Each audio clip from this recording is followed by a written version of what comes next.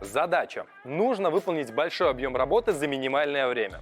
Станок готов, материал распакован, чертежи готовы, осталось положить заготовку на стол и начать выполнять наш заказ. Но тут может возникнуть три очень важных вопроса. Как надежно зафиксировать материал на столе, как ускорить работу на 70%, как обработать деталь со всех сторон. Первым делом в голову приходит крепление струбцинами. И это вполне рабочий метод, которым пользовались еще наши деды. Он надежный, хорошо фиксирует, но он не отвечает на вышепоставленные вопросы и вообще это долго. Поэтому сегодня мы поговорим про вакуумный стол, а струбцины мы отложим.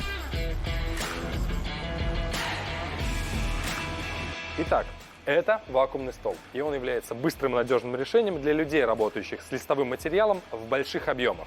Этот стол решетчатого типа. Такой тип столов является одним из самых распространенных.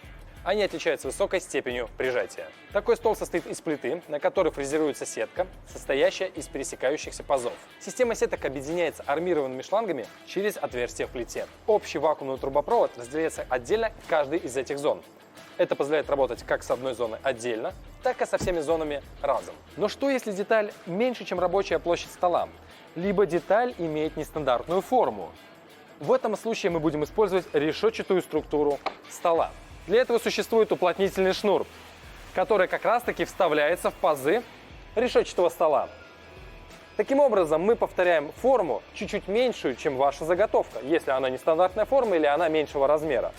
Повторяя форму, мы увеличиваем притяжение за счет ограничения зоны, в которой втягивается воздух.